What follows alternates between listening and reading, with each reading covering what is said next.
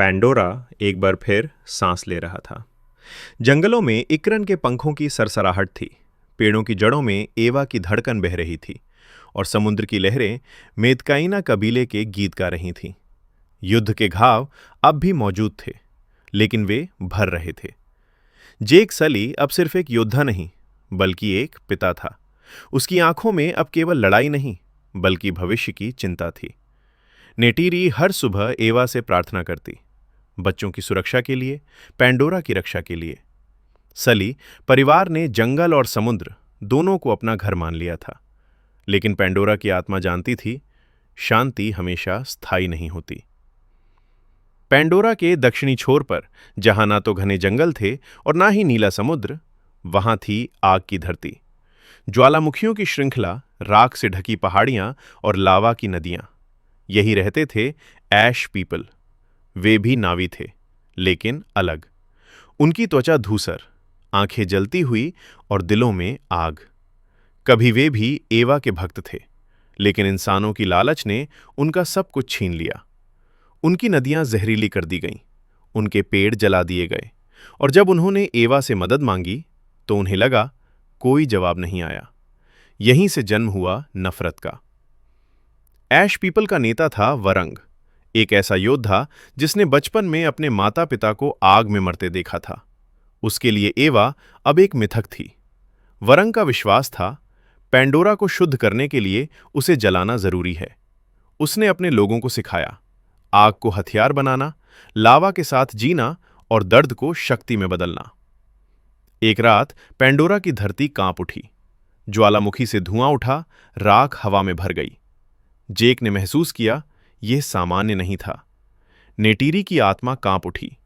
उसने एवा की जड़ों को छुआ और एक अजीब बेचैनी महसूस की। एवा चेतावनी दे रही थी।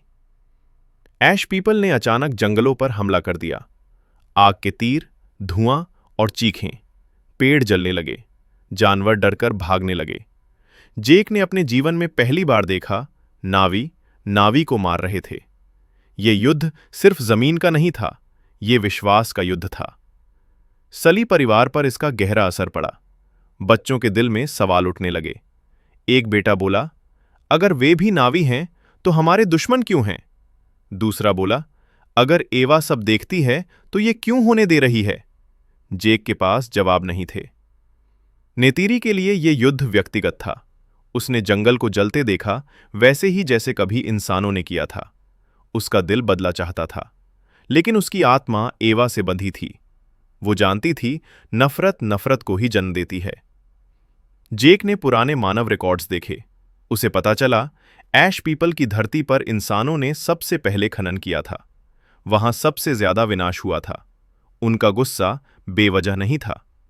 यह एहसास जेक को अंदर तक हिला गया। जेक ने एक खतरनाक फैसला लिया। वो वरंग से मिलना चाहता था। नेतीरी ने विरोध किया, लेकिन जेक जानता था, अगर बात नहीं होगी तो पैंडोरा बचेगा नहीं। ज्वालामुखी के किनारे जेक और वरंग आमने सामने खड़े थे। लावा बह रहा था, हवा में गर्मी थी। वरंग बोला, तुम जंगलों के रक्षक हो, लेकिन जब हमारी धरती जली तब तुम कहाँ थे? जेक चुप रहा, फिर बोला, मैं उस समय इंसान था और इंसानों ने गलत किया। पहली बार वरंग रुका। वरंग के दिल में वर्षों से जमी नफरत दरकने लगी, लेकिन दर्द अभी भी ताजा था। उसने कहा, एवा ने हमें छोड़ दिया। जेक बोला, शायद एवा चुप नहीं थी, शायद हम सुन नहीं पाए। कुछ ऐश पीपल शांति नहीं चाहते थे। उन्होंने बिना वरंग की अनुमति के पूरा हमला कर दिया। यह पैंडोरा का सबसे भयानक युद्ध था। आग, पानी, जंगल सब टकरा गए। युद्ध के बीच नेतीरी ने ऐश पीपल के बच्चों को आग में फंसा देखा। उसका दिल कांप उठा। उसने उन्हें बचा लिया। उस पल उसने साबित किया, करुणा अब भी जीवित है। वरंग ने यह दृश्य देखा। उसकी आंखों में पहली बार आंसू थे। वो समझ गया, दुश्मन इंसान थे, नावी नहीं। वरंग ने अपने लोगों को पीछे हटने का आदेश दिया। ज्वालामुखी की आग अब भी थी, लेकिन युद्ध रुक गया। एवा की जड़ों में कंपन हुआ। पैंडोरा ने राहत की सांस ली। युद्ध के बाद राख गिरी हुई थी, लेकिन कुछ ही दिनों में उस राख से छोटे छोटे पौधे उगने लगे।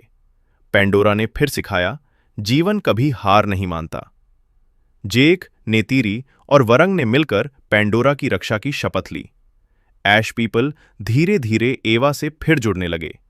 शांति लौटी, लेकिन जेक जानता था, इंसान अभी भी बाहर हैं। ये सिर्फ एक अध्याय था।